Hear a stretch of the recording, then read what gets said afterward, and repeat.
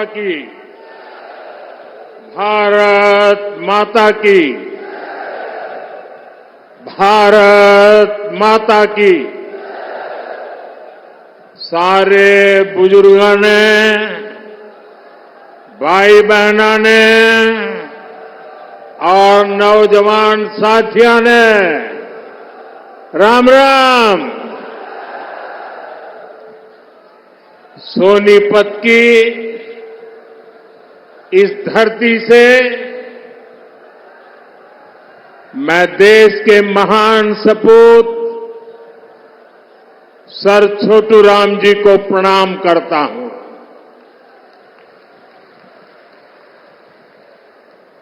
Sir Chhotu Ram ji का जीवन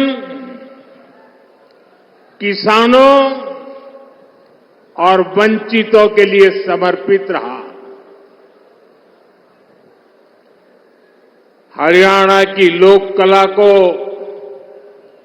समृद्ध करने वाले बाबा लक्ष्मी चंद जी को भी मैं नमन करता हूं। आज 25 सितंबर है। हमारे पथ प्रदर्शक पंडित दीनदयाल उपाध्याय जी की जन्म जयंती भी है। अंत्योदय और गरीबों की सेवा के लिए पंडित दीनदयाल उपाध्याय जी ने जो रास्ता दिखाया, वो प्रत्येक भाजपा कार्यकर्ता के लिए संकल्प पथ की तरह है। उनकी प्रेरणा से भाजपा भारत को विकास की नई ऊंचाई पर ले जा रही है, गरीबों का उत्थान कर रही है। मैं श्रद्धेय दीनदयाल जी को श्रद्धापूर्वक नमन करता हूं। साथियों, जैसे जैसे वोटिंग का दिन पास आ रहा है, वैसे वैसे कांग्रेस पस्त पड़ती जा रही है।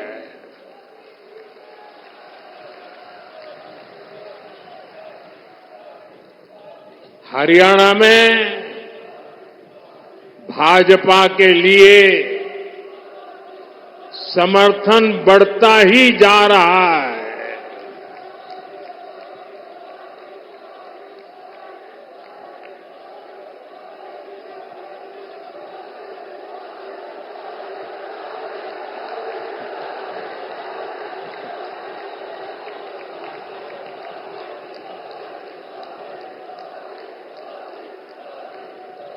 आपका ये प्यार, ये अपनापन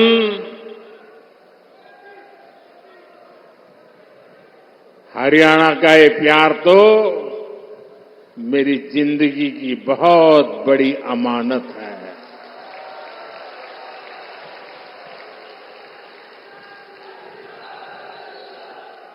मैं बड़े गर्व के साथ कहता हूं, मैं जो कुछ भी हूं उसमें हरियाणा का भी बहुत बड़ा योगदान है।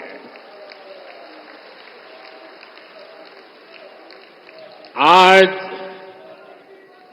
पूरा हरियाणा कह रहा है, फिर एक बार भाजपा सरकार, फिर एक बार।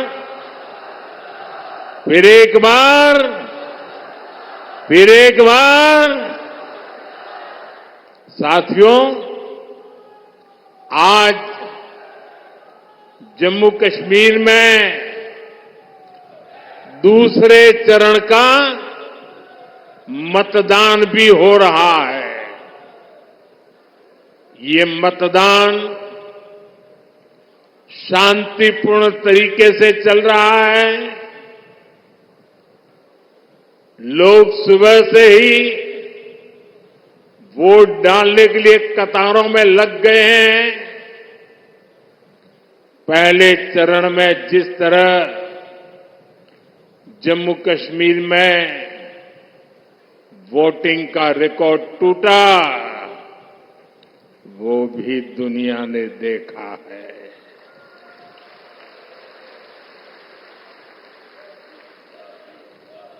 मैं जम्मू कश्मीर के लोगों की सराहना करूंगा, उन्हें बधाई दूंगा कि वो लोकतंत्र के इस पर्व में उतने उत्साह से हिस्सा ले रहे हैं। साथियों, भाजपा सरकार में हरियाणा आज खेती और उद्योग दोनों मामलों में देश के टॉप राज्यों में अपनी जगह बना रहा है। जब औद्योगिकरण बढ़ता है तो इसका सबसे अधिक फायदा गरीब को, किसान को और दलित को होता है। बाबा साहब आंबेडकर, जिन्होंने बाबा साहब आंबेडकर को पढ़ा होगा, न पढ़ा हो तो पढ़ ले। बाबा साहब आंबेडकर मानते थे कि दलितों के सशक्तिकरण में उद्योगों की बड़ी भूमिका होती है। वो देखते थे कि गरीब के पास, दलितों के पास, वंचितों के पास पर्याप्त जमीन नहीं होती। वो जानते थे बहुत से गरीब साथी भूमिहीन होते थे, खेत मजदूरी में अपनी जिंदगी काटते थे। इसलिए बाबा साहब कहते थे कि जब फैक्ट्रियां लगती है तो दलितों, वंचितों को अवसर मिलता है। इसलिए बाबा साहब दलितों से टेक्निकल स्किल सीखने के लिए कहते थे। भाजपा की नीति निर्णयों में, भाजपा के विचारों में आपको बाबा साहब की यही सोच दिखाई देगी। दलित और वंचित समाज को उद्योगों में अवसर देकर ही सच्चा सशक्तिकरण संभव है। साथियों, आज हमारे भारत में एक और चुनौती है जिस पर सिर्फ और सिर्फ भाजपा ही बात करती है। हमारे देश में खेत का साइज भी लगातार कम हो रहा है। जैसे जैसे परिवार बढ़ता है, जमीन के टुकड़े होते हैं, जमीन बढ़ जाती है। धीरे धीरे एक छोटा टुकड़ा बच्चों के नसीब आता है। आबादी बढ़ रही है, लेकिन खेत छोटा हो रहा है। ऐसे में खेती से जुड़े सभी अर्थशास्त्री भी मानते हैं कि गांव में खेती के साथ साथ कमाई के दूसरे जरिए भी होने चाहिए। अकेली खेती पे गुजारा पूरे परिवार के लिए और इसलिए हर मां बाप चाहता है कि एक बेटा खेती करेगा, दूसरा शहर में जाके काम करेगा। और इसलिए जब उद्योगों का विस्तार होता है तो उससे किसानों का जीवन भी बेहतर होता है। इससे किसान परिवार के बच्चों को भी अच्छी नौकरियां मिलती हैं, अच्छे अवसर मिलते हैं। और इसलिए साथियों, भाजपा खेती को भी बढ़ावा देती है, व्यापार कारोबार को भी बढ़ावा देती है। भाइयों और बहनों, कल रात को ही मैं अमेरिका से लौटा हूं। अमेरिका में मेरी मुलाकात दुनिया के बड़े बड़े नेताओं से, बड़ी बड़ी कंपनियां चलाने वालों से हुई। जिन कंपनियों के सीईओ से मैं मिला, एक एक कंपनी लाखों करोड़ रुपए के कारोबार कम करती है। मैंने उन्हें भारत के नौजवानों के टैलेंट के बारे में बताया। साथियों, पिछले 10 साल में पूरी दुनिया में भारत पर भरोसा बढ़ा है। और मैं हरियाणा के लोगों को एक बात तो जरूर बताऊंगा।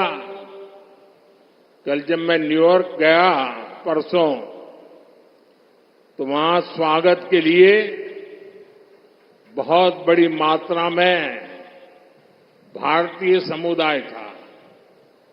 लेकिन सबसे बड़ी बात वो थी कि वहां पर पूरा हरियाणा खड़ा कर दिया गया था। अमेरिका में पली बड़ी हमारी हरियाणा की बेटी और उसके साथ और 5-7 बहनें, हरियाणा के हमारे साथी, उन्होंने हरियाणा का जो अभी नृत्य आप यहां देख रहे थे ना, वैसा नृत्य न्यूयॉर्क में करके स्वागत कर रहे थे। यानी हरियाणा खड़ा कर दिया था उन्होंने। साथियों, आज एक बात का विश्वास हुआ है कि अब भारत करप्शन, परिवारवाद से मुक्त होकर तरक्की कर रहा है। दुनिया को लगता है कि आने वाले समय में कोई देश सबसे तेज आगे बढ़ेगा तो वो देश है भारत।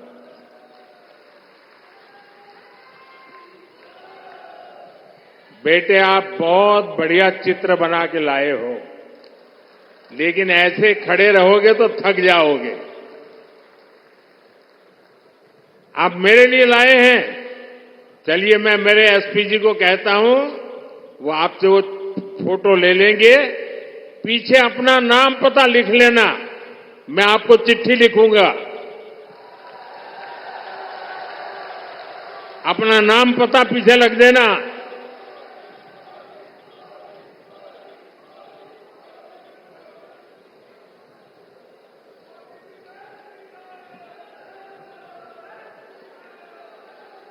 इतना बढ़िया चित्र बनाया है इस बेटे ने।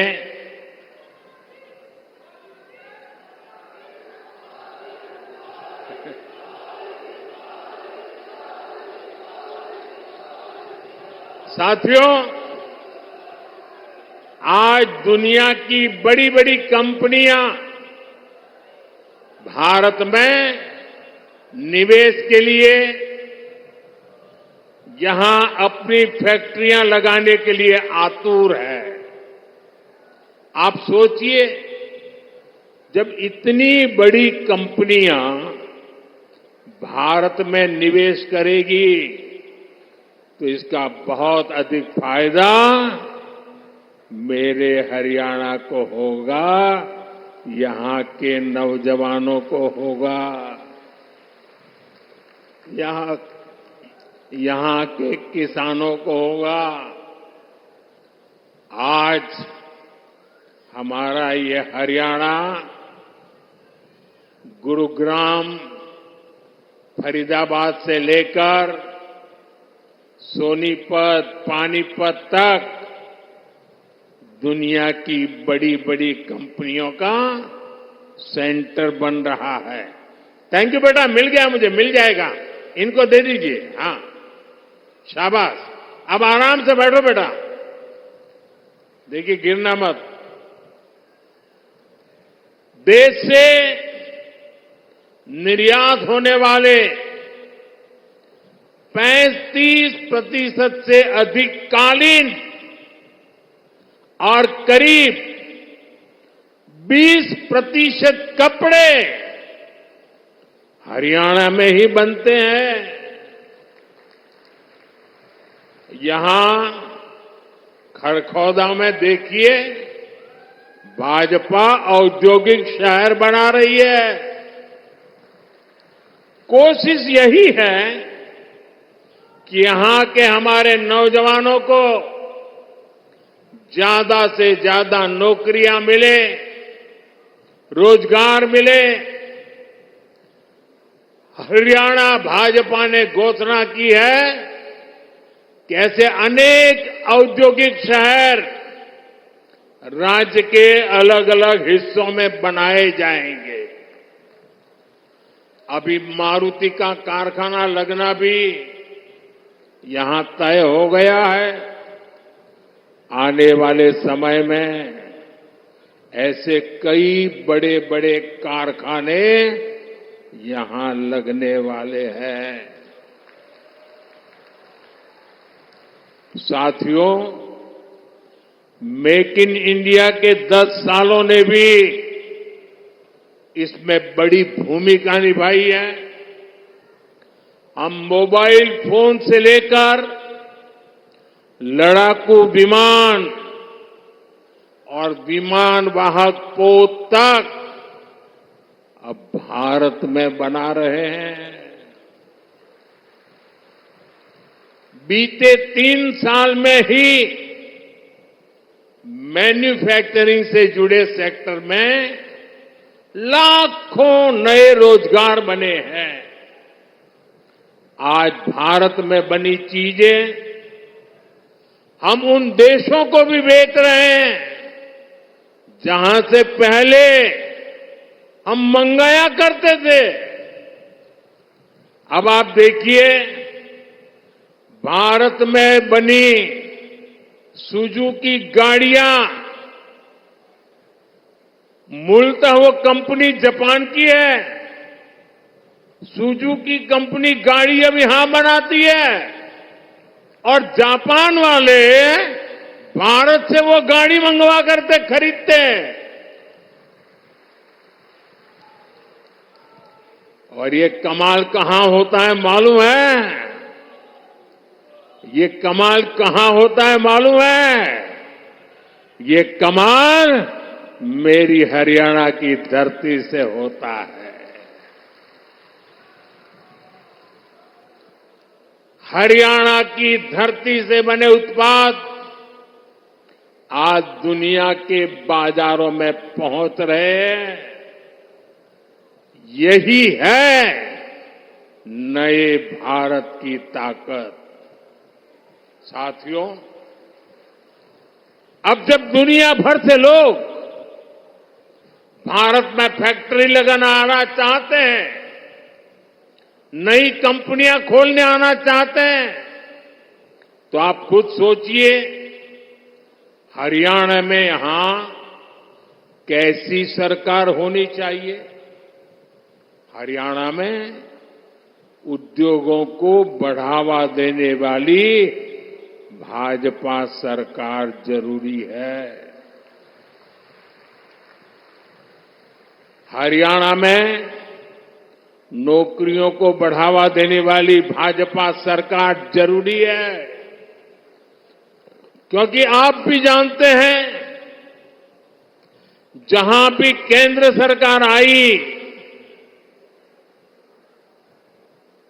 और कांग्रेस को मौका मिला, जहां जहां कांग्रेस ने पैर रखा, एक काम पक्का,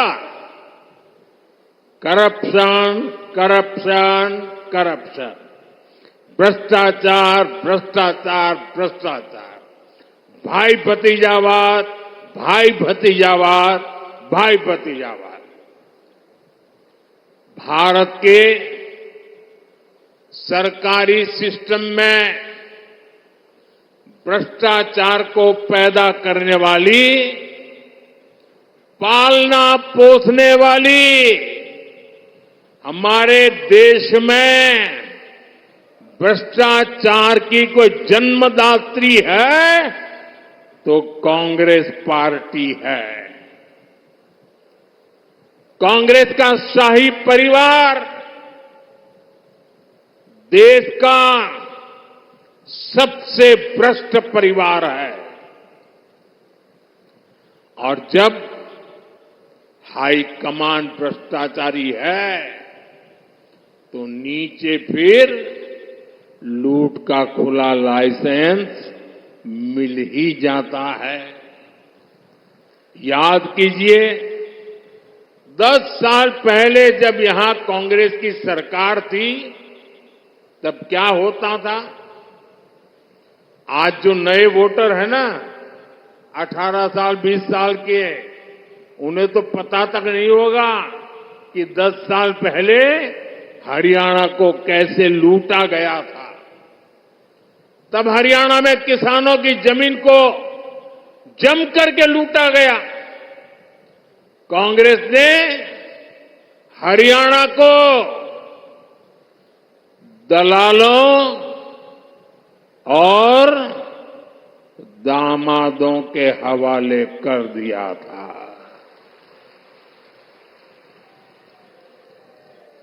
दलालों और दामादों से बचना है तो कमल ही बचाएगा।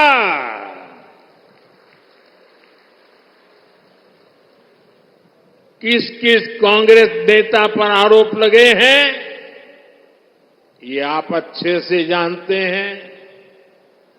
हरियाणा में एक भी नौकरी ऐसी नहीं थी, ये 10 साल पहले की कथा है, एक भी नौकरी ऐसी नहीं थी जिसमें खर्ची और पर्ची न चलती हो। सरकारी ठेकों में जमकर भ्रष्टाचार होता था। हरियाणा को लूट कर खाने वाली ऐसी करप्ट कांग्रेस को हरियाणा की सरकार से मीलों मीलों दूर रखना है, तब जाके हरियाणा बचेगा। और आपका तो मुझ पर हक है, मुझे भी तो हरियाणा का कर चुकाना है।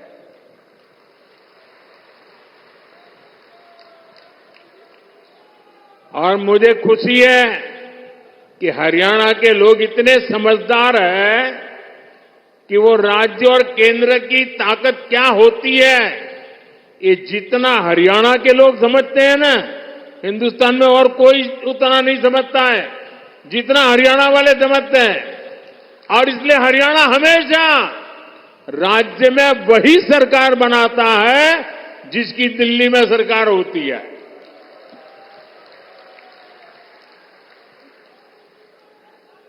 हरियाणा के लोगों की इसकी बराबर समझ है। साथियों, जैसी स्थिति यहां कांग्रेस ने उस समय बनाई थी, आज कर्नाटका में उनकी सरकार है। जरा देखिए, अभी तो 2 साल हुए हैं, क्या हाल करके रखा है।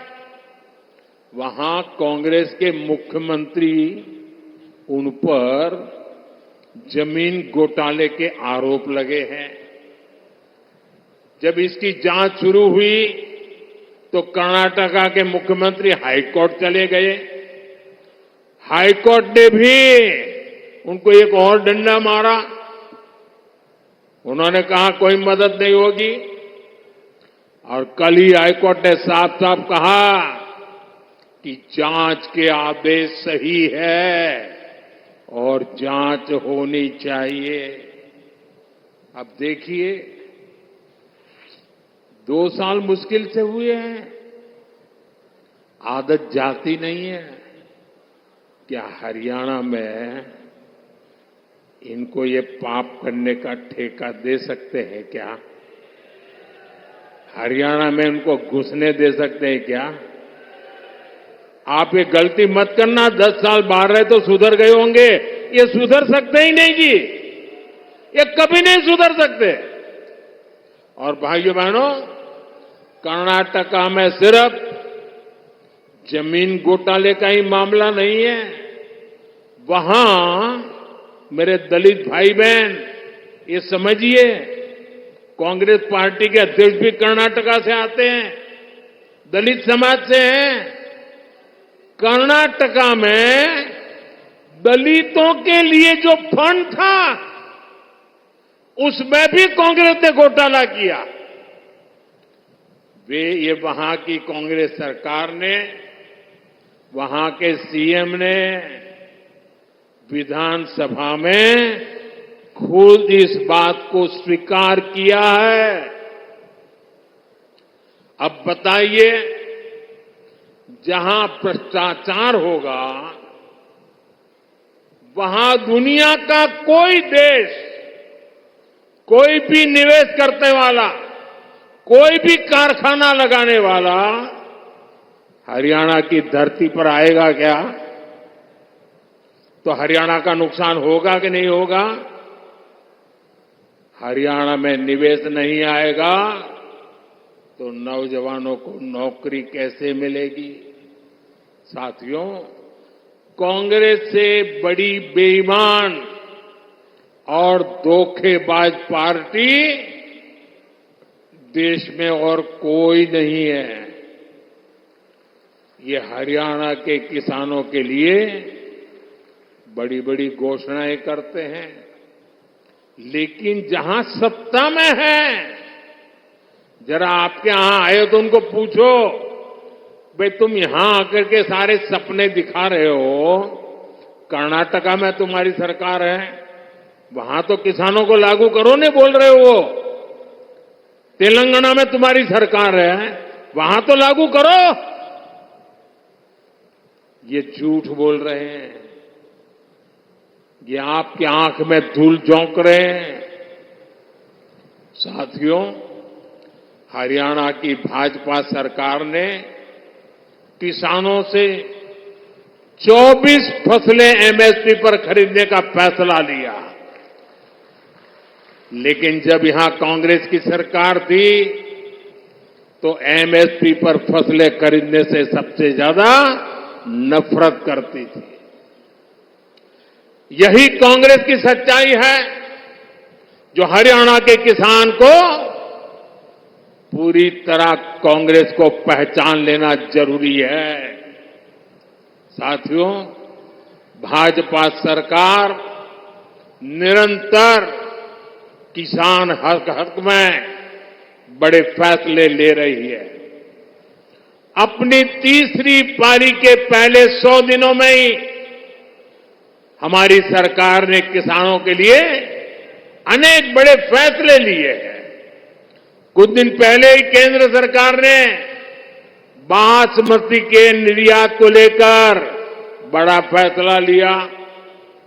अभी तक बासमती के एक्सपोर्ट के लिए न्यूनतम मूल्य तय था, उस सीमा से नीचे निर्यात संभव नहीं था। इससे भारत के बजाय दूसरे देशों से लोग इंपोर्ट करते थे। अब हमने किसानों की भलाई के लिए ये सीमा भी हटा दी है और इससे ज्यादा बासमती एक्सपोर्ट हो पाएगा। इसका सीधा फायदा धान किसानों को होगा, उन्हें और ज्यादा पैसा मिलेगा। साथियों, हमने भारत के तिलहन किसानों के लिए भी बड़ा फैसला लिया है। विदेश से आयात होने वाले तेल पर हमने टैक्स बढ़ा दिया है। कोशिश यही है कि भारत के किसानों के तिलहन की ज्यादा से ज्यादा खरीद हो और तिलहन की खेती करने वाले किसानों को ज्यादा से ज्यादा उसका लाभ हो। तिलहन किसानों को भी इसका लाभ होगा। अब जैसे सूरजमुखी के आयात पर पहले टैक्स नहीं था, अब 20% टैक्स लगाया गया है। इससे हरियाणा के सूरजमुखी की पैदावार से जुड़े हमारे जो किसान भाई बहन हैं, उनको बेहतर दाम मिलेंगे।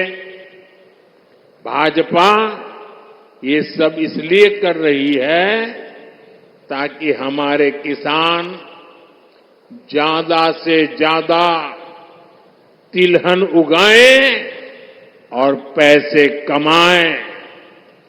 और भाजपा कांग्रेस की तरह कोरी घोषणाएं नहीं कर रही है, बल्कि जमीन पर बारीक से बारीक काम कर रही है। तभी हरियाणा के किसानों को भाजपा पर भरोसा होता है। साथियों, हरियाणा के किसान हो या युवा, उनका भविष्य भाजपा सरकार में ही सुरक्षित है।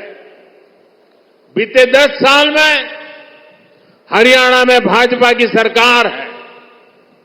हमारी सरकार पर, हमारे मुख्यमंत्री पर भ्रष्टाचार के कोई आरोप नहीं लगे। यहां भाजपा सरकार ने सरकारी नौकरियों में खर्ची और पर्ची को बंद किया। 8 अक्टूबर के बाद भाजपा की नई सरकार एक बार फिर नौजवानों के लिए हजारों नए अवसर बनाएगी। यहां युवाओं को बहुत बड़ी संख्या में नए रोजगार मिलेंगे। साथियों, सोनीपत, पानीपत की ये पूरी बेल्ट अवसरों से भरी है। यहां पर हो रहे विकास कार्य इस पूरे क्षेत्र को आधुनिक पहचान दे रहे हैं। भाजपा सरकार ने सोनीपत तक मेट्रो के विस्तार को स्वीकृति दी है। आज जिस तरह इस क्षेत्र में भाजपा ने नए हाईवे बनवाए हैं, उस मामले में तो एक क्षेत्र सबसे कनेक्टेड इलाकों में से एक बन रहा है। साथियों, हरियाणा भारत की मेडल फैक्ट्री भी है। हाल में ओलंपिक्स और पैरालंपिक्स में भारत के शानदार प्रदर्शन में हरियाणा के खिलाड़ियों की बड़ी भूमिका रही है। अब भारत में हम 2036 में, 2036 में ओलंपिक कराने के लिए प्रयास कर रहे हैं। इसका फायदा हरियाणा के नौजवानों को होगा। यहां स्पोर्ट्स का नया इंफ्रास्ट्रक्चर बनेगा। गांव-गांव में नए खिलाड़ियों को अवसर मिलेगा। आप देखिए, देश की तीसरी स्पोर्ट्स यूनिवर्सिटी यहां भाजपा ने ही सोनीपत में बनवाई है। अब हरियाणा भाजपा ने घोषणा की है, हर जिले में अलग अलग ओलंपिक खेलों की नर्सरी बनाएंगे। हरियाणा की बेटियां, हरियाणा के बेटे दुनिया भर में जाकर मेडल लाए, उसमें भाजपा हर तरह से उनकी मदद कर रही है। साथियों, आपके पास तो हमारे साथी मोहनलाल बड़ोली जी के रूप में हरियाणा भाजपा का अध्यक्ष है। अरविंद शर्मा जी जैसे अनुभवी जनप्रतिनिधि है, जिनको इतने साल तक केंद्र में रहने का अनुभव है। इनके रहते यहां के विकास की गति और तेज होना तय है। साथियों, सोनीपत की ये धरती उन वीर जवानों की भी धरती है, जिन्होंने हिमालय की ऊंची चोटियों पर दिन रात मातृभूमि की रक्षा की है। हरियाणा की वीर माताओं की हजारों संतानें आज बॉर्डर पर है। यहां के अनेक संतानें हैं जिन्होंने जम्मू कश्मीर में हालात को सामान्य बनाने में मदद की है। वहां आतंक और अलगाव के जख्म हरियाणा के वीर बेटों ने अपने शरीर पर खाए हैं। अब मत भूलिए, कांग्रेस की कुनीति से निकले पत्थर हरियाणा की संतानों पर फेंके जाते थे। आज जब जम्मू कश्मीर में शांतिपूर्ण मतदान होता है, तो सबसे अधिक खुशी हरियाणा की वीर माताओं को होती है। लेकिन कांग्रेस और इसके साथियों को जम्मू कश्मीर में शांति पसंद नहीं है। कांग्रेस जम्मू कश्मीर में फिर से धारा 370, आर्टिकल 370 वापस लाना चाहती है। कांग्रेस जम्मू कश्मीर में आतंक और अलगाव को फिर से हवा देना चाहती है। तुष्टीकरण के लिए कांग्रेस देश के दुश्मनों के एजेंडा को भारत में लागू करना चाहती है। ऐसी कांग्रेस को आप हरियाणा के लोग सबक सिखाएंगे, ये मुझे पूरा भरोसा है। आर्टिकल 370 को वापस लाना उन वीरों की कुर्बानी का अपमान होगा, जिन्होंने जम्मू कश्मीर में आतंक के खिलाफ लड़ाई लड़ी है। साथियों, कांग्रेस ने दलितों, पिछड़ों और शोषितों के साथ भी धोखा किया है। आजकल कांग्रेस के भीतर यहां जो सिर फुटोवल हो रही है, ये पुराने पाकों का ही परिणाम है। याद कीजिए, 2014 से पहले जब यहां कांग्रेस का राज था, जब हुड्डा जी यहां सीएम हुआ करते थे, तब ऐसा कोई साल नहीं था जब दलितों के साथ अन्याय नहीं होता था। अनेक दलितों को जान से हाथ धोना पड़ा। दलित परिवारों की बहु बेटियों पर अत्याचार होते थे। हर कोई जानता था कि दलितों के खिलाफ इस घिनौने खेल को कांग्रेस ही खाद पानी देती है। और जो भी कांग्रेस की दलित विरोधी हरकत के खिलाफ बोलता है, कांग्रेस उसके खिलाफ साजिशें करने लगती है। ये आज हरियाणा का दलित समाज एक बार फिर हरियाणा के अंदर कांग्रेस का जो ड्रामा चल रहा है, उसे देख रही है। साथियों, कांग्रेस ने हमेशा ही दलित, ओबीसी और आदिवासियों को भागीदारी से वंचित रखा है। ये तो बाबा साहब आंबेडकर थे जिन्होंने दलितों को आरक्षण दिया, वरना ओबीसी की तरह दलितों को भी अपने हक के लिए कांग्रेस की हार का ही इंतजार करना पड़ता। जब जब कांग्रेस सरकार से दूर रही है, तब तब गरीबों को, एससी, एसटी, ओबीसी को उनका हक मिला है। और जब जब कांग्रेस सरकार में रही है, उसने दलितों, पिछड़ों का हक छीना है। कांग्रेस के शाही परिवार से जो भी प्रधानमंत्री बना, उसने हमेशा आरक्षण का विरोध किया है। आरक्षण का विरोध, आरक्षण से नफरत, ये कांग्रेस के डीएनए में है। इसलिए आज भी हम देखते हैं, कांग्रेस के शाही खानदान की चौथी पीढ़ी भी आरक्षण को हटाने की बात कर रही है। आपको कांग्रेस की आरक्षण विरोधी चालों से सावधान रहना है।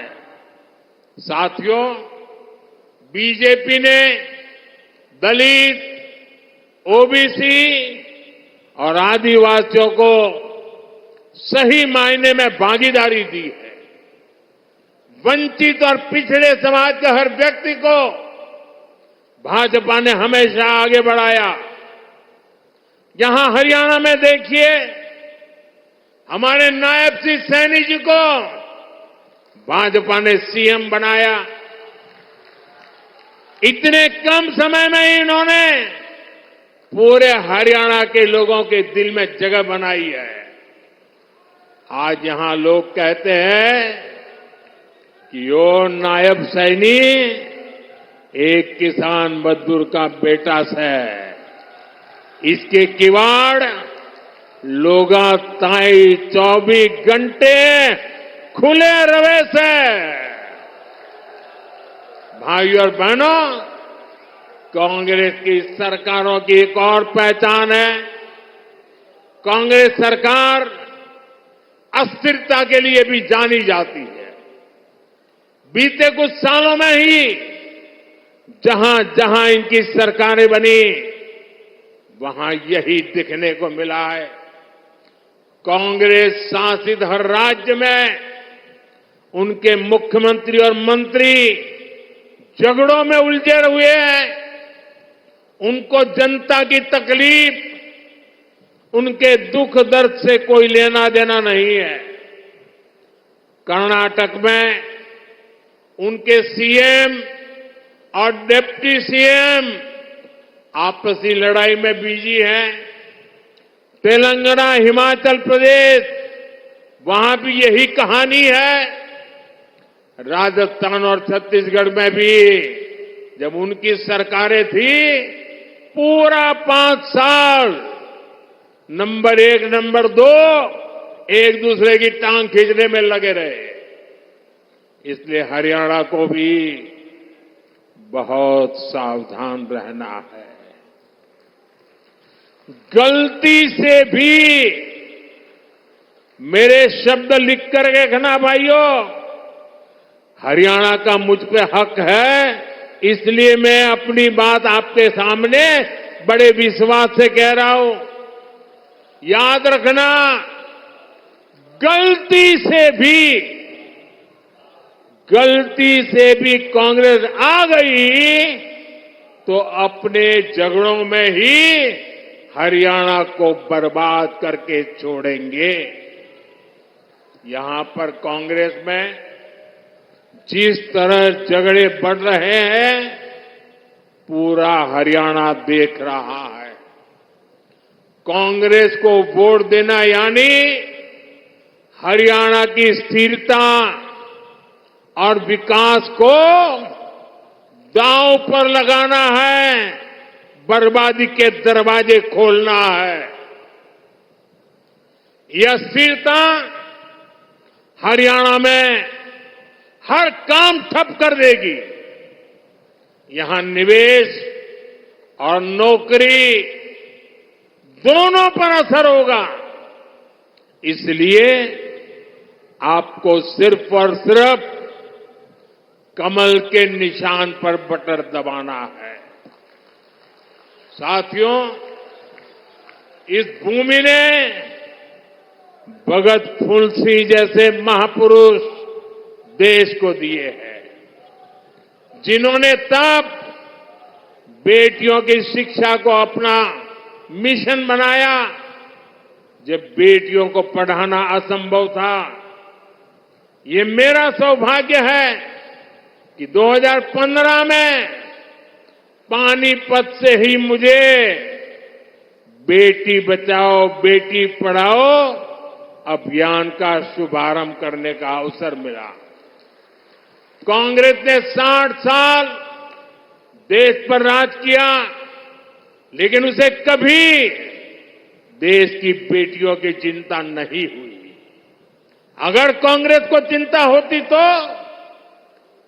गैस, नल से जल, बिजली, टॉयलेट, बैंक में खाते, ऐसी मूल सुविधाएं आज 60-70 साल के बाद मेरे आने के बाद मिली। मुझे संतोष है कि बेटी बचाओ बेटी पढ़ाओ से हरियाणा को फायदा हुआ। 10 साल पहले हरियाणा में 1000 बेटों पर सिर्फ 866 बेटियां थी। आज ये संख्या बढ़कर 914 हो चुकी है। आज हरियाणा की बेटियां स्पोर्ट्स में दम दिखा रही हैं। आज हरियाणा की बेटियां पुलिस और सेना में दम दिखा रही है। हमें गर्व है कि एनडीए में जो महिला कैडेट्स का जो फर्स्ट बैच था, उसमें हरियाणा की बेटी ने टॉप किया। साथियों, हरियाणा भाजपा नारी शक्ति को और सशक्त करने के लिए आगे बढ़कर काम कर रही है। हरियाणा भाजपा ने लाडो लक्ष्मी योजना के तहत हर महीने 2100 रुपये देने का वायदा किया है। गरीब परिवारों को 500 रुपये में गैस सिलेंडर देने की भी योजना जारी रहेगी। हरियाणा भाजपा ने 5 लाख लखपति दीदी बनाने और हर गांव में ड्रोन पायलट दीदी बनाने की भी घोषणा की है। साथियों, भाजपा का संकल्प ये पक्की गारंटी होता है। भाजपा जो कहती है वो करके दिखाती है। हरियाणा में भी हर वायदे तेजी से जमीन पर उतर के रहेंगे, आपके घर तक पहुंचेंगे। इसलिए 5 अक्टूबर को हमारे इन सभी उम्मीदवारों को भारी मतों से विजयी बनाना है। लगातार तीसरी बार हरियाणा में कमल खिलाना है।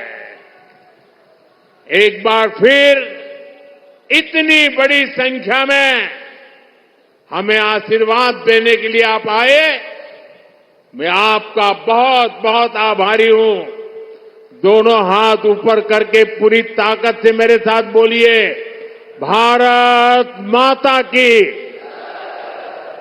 भारत माता की, भारत माता की। बहुत बहुत धन्यवाद।